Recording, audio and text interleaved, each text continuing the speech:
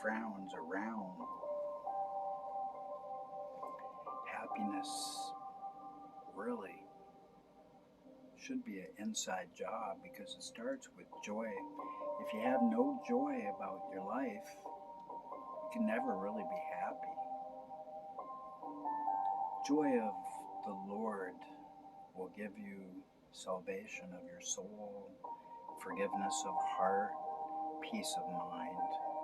Come, follow me. I am the fisher of all men in these latter days. I am Daniel, the latter day Daniel, Daniel 12:13. And I have the Elijah task for one and all, and it's only leads to the kingdom age. That's a good place to go. Can you dig it? I hope. But it came to pass in the culmination of the peak of what was starting to transpire there as Zacchaeus listened for a long time, and he had been content with just hearing the master because he was too short. He couldn't. There was 1,000 people around, and they hated him, a lot of them.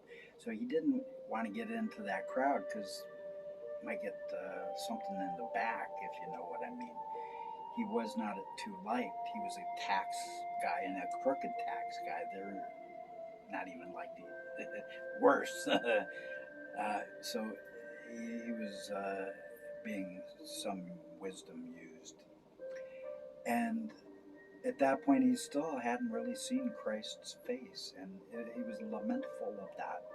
So Zacchaeus began encircling that huge crowd because he he had heard enough to cause the inner floodgates to open. God's love enough came in that he repented, and in that time he was turning everything around, and he had to meet this man because his word aflame with God's passionate word of love and forgiveness had put that man on a brand new path, and he never wanted to look behind, but he still didn't know what the guy looked like, and this was bothering him.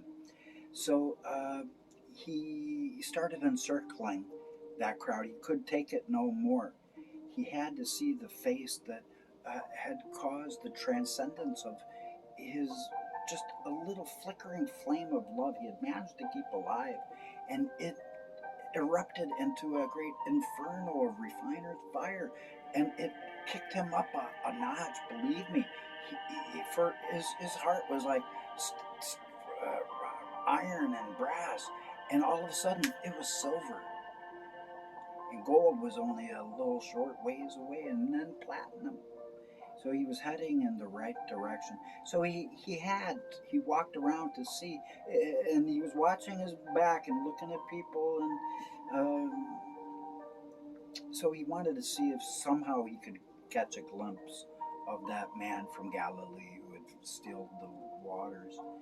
And now, because of hatred, though, Zacchaeus was still fearing pressing into the midst. And it wasn't uncommon for some shadowy people like him to have received some knives in the back. Due to there was a lot of hatred in those days. So it was therefore really one of the toughest moments of his life when that short, wee little man stood on the shallow rim of the city's stone well. He'd been sitting there for an hour and a half listening to Our Majesty and the golden tongued orator, as he spoke truth after truth, nailing it all down by the hammer of his word. And it even turned out to be a waste of time sitting by that well. You could never see him from there. He was way too short. Even standing on top, it was futility. So he had walked around. He had stood on this, and he was getting really frustrated. So it became the earnest hour of his desperation. And Zacchaeus, he was that man. He was a man of jangle in his pockets. And as he walked up and down and jumped up and down, trying to see, people heard the money jingling in his pocket. But he didn't care. He was drawing attention to himself. But no matter what he did, all of his efforts were in vain to see our living strength, who had empowered him through his spoken word aflame with truthfulness and honesty. And to his credit, that newly saved man by the Spirit of love, who had his love renewed as he was when he was a little child to be born again, like Jesus always said, that newly born again man of a new vision. He had always been a person of perseverance and who has always had a never say die attitude, especially during some past violent times when he had some strong armed helpers to lift some people up. And he did. He had some shady happenings. Uh, Hanging people upside down, hanging them so all their money would fall to their feet and shake them literally. And if they wouldn't cough up, bad things happen in dark shadows. Therefore, Zacchaeus was constantly pretty careful to never cast any mud into the well that he drank from, as he continually pressed onwards towards anything that he wanted to have or to do. And once he made up his mind, anything went to get his goals. So, abruptly, all of a sudden, he did have a new idea. Something dawned on him. He noticed the sycamore tree down the way. It wasn't too far, but he realized, hey, if I climb up that tree, I could see his face from there. Light bulb time. And a candle instantly became a flame in the former dark places within his energized imagination. For that newly contrite heart of love overflowing anew knew that Jesus, Yeshua, didn't have any other way that he could leave the city. He had to go right past there, and he would be turning in that direction. And once he finished preaching his word of love, so it came about that this former taxman, he didn't waste no more time turning his back to everything going on so he could finally see how Jesus looked. And then, so branch by branch, little Zacchaeus climbed up. Branch by branch, he slowly got closer to his desire. Twig by twig, his line of vision passed. And leaf by leaf, he passed before he finally reached a really good spot.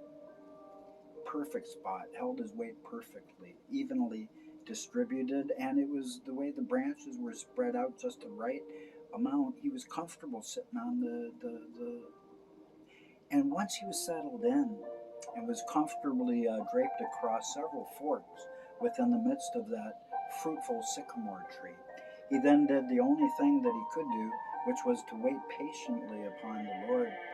He knew that Christ would soon, within minutes, because the meeting was ending. He knew within a minute or so, he'd be smiling up at Zacchaeus. Well, he didn't really think that Zacchaeus really didn't think Jesus would see him. He was kind of trying to be hidden, but unfortunately, because of the angle of his view being over 200 feet away from that crowd, Zacchaeus in the meantime had still not seen the Lord's face clearly, just little glimpses from the side.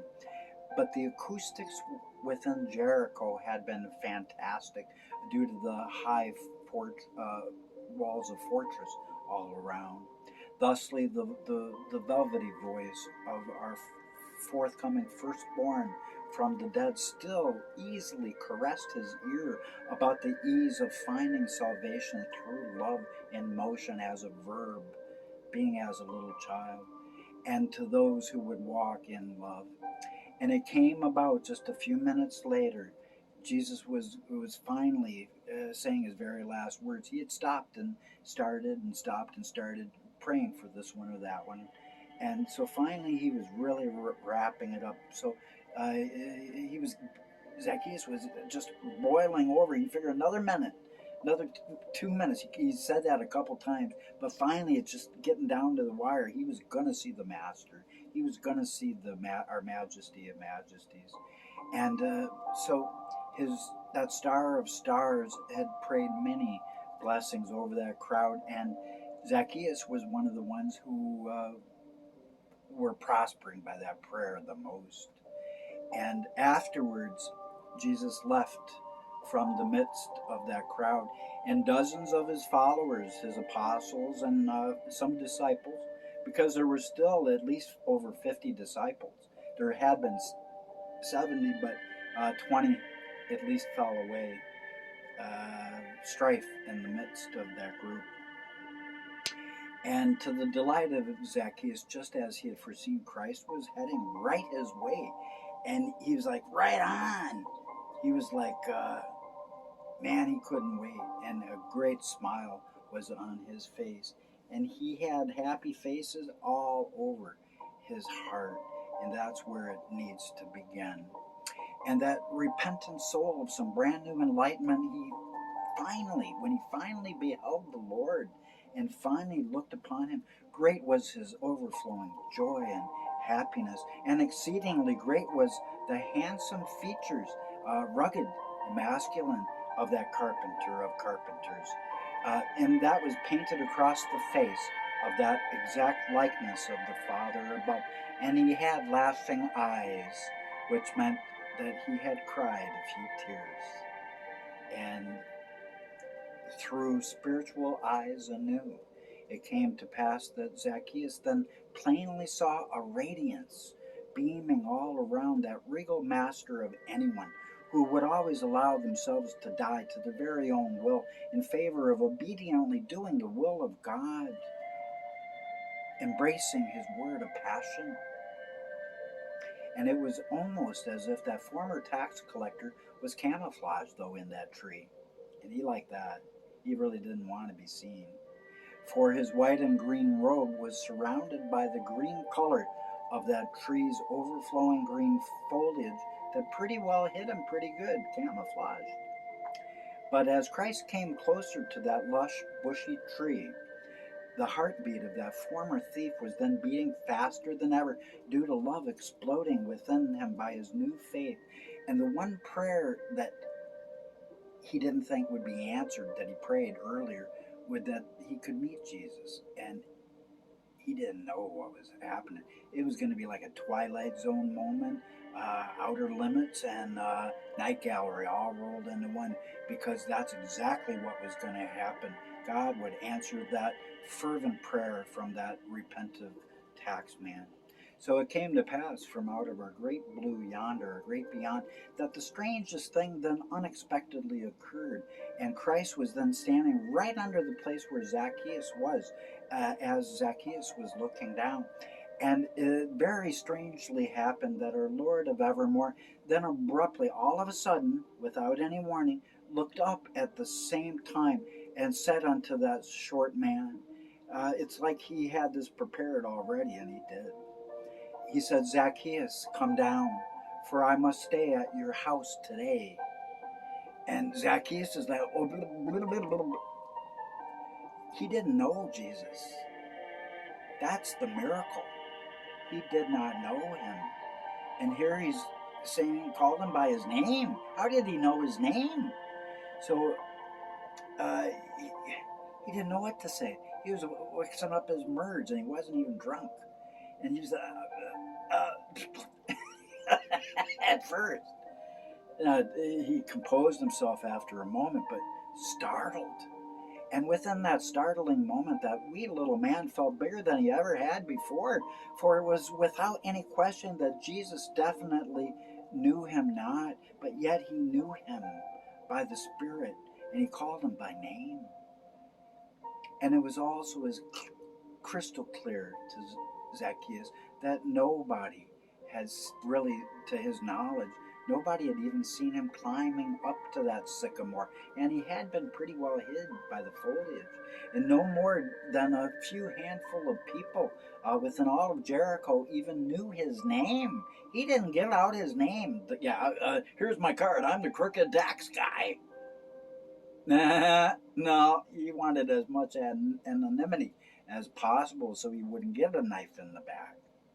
So when Jesus looked up and gazed into the watery windows of Zacchaeus' love flame power on, soul that was standing in the passion of love, moving forward for the first time in decades, addressing him by his name. It was dumbfounding to Zacchaeus, and it was clearly a wonder for that taxman, former taxman, to behold.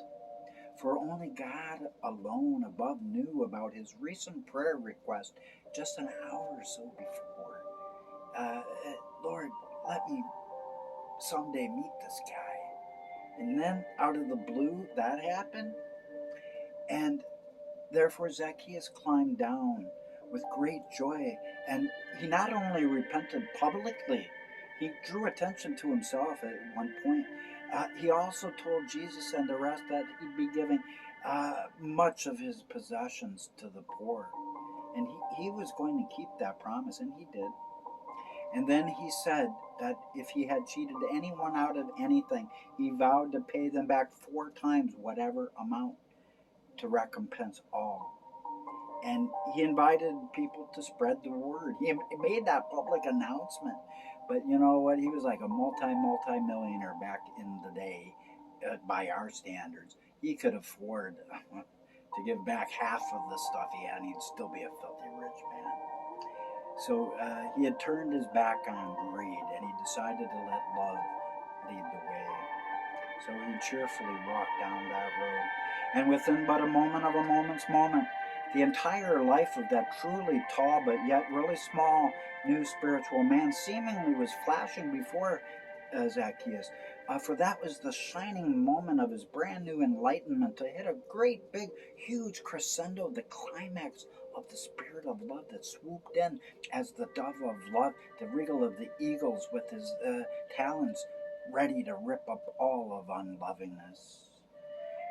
So he climbed, as he climbed down branch by branch, at the same time he was mounting up on eagle's wings.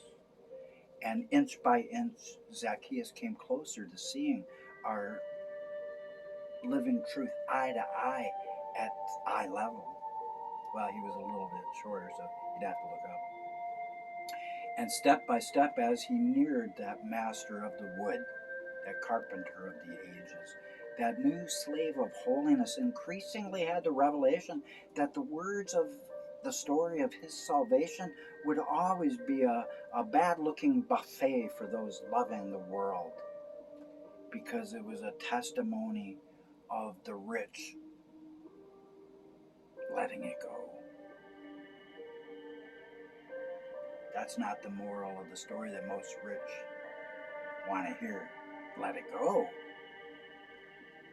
What about hiding it in Bermuda? That's what a lot of them want to hear. But unto all those seeking to go much deeper into their spirituality, deep was calling unto our deepest heart of hearts, and it was coming from his heart of hearts, aglow with the most fervent passion of love, hope, and peace that ever had been in one spot. And so that Son of Happiness also knew that his story would soon be offering the same people a fantastic feast if people were to look at Zacchaeus' real story. And when he was finally able to gaze upon our Ancient of Days eye to eye, that short little contrite man appeared mighty big unto our Lord of all. And since Zacchaeus finally discovered that it's more blessed to give than to receive, he was then, within that moment, predestined to let many generous donations gather no dust, for he knew divine charity procrastinates not, and he would be living up to his word and recompensing all that he could find that he ripped him off. And as he prayed, that wee little man of some awfully big spiritual stature would soon be asking God also for some real large things. But he also knew that he would also be happy if only some small things were given unto him. And as God would have it, the days were then drawing really, really near, really, really fast, when Zacchaeus would have a ministry of his own. He would be a ministering flame of fire to spread the flame of love, to burn the circle of earth down with Christ's flame that he lit and he is cast upon the earth, and he is guarding to make sure it burns well. For the time was at hand when Zacchaeus would soon begin teaching others that a man who doesn't pray can no more be a man of good works than a stupid man could plead his cause to a blind one, any more than a man could protect himself without a weapon, any more than one could fly without wings, or any more than be able to preserve a fish without salt. For he who has no hands, he knew could receive nothing at all. So there was then a great influx of love's brightest bright coming out from our great beyond, and it was coming forth streaming from our Son of love, who was our living desire of all the nations. Christ Jesus was, always shall be his name, Jesus Christ Almighty, the living Son of love. And nor would that born again soul by his spirit of love, nor would Zacchaeus again ever be able to forget that without love a man's heart is dry, and it's cracked like the bottom of a dry well, and his words were always just empty as a hollow gourd. But he wanted nothing more to do with that past, so he would have a new attitude born of the Spirit.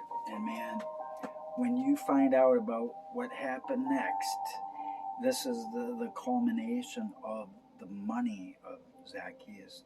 There was a money blessing that also happened, and people haven't seen this. It's been something right under their nose, but I will divulge this mystery of Zacchaeus and what the whole thing really means next time. Be there, don't be square, don't snooze, you would lose.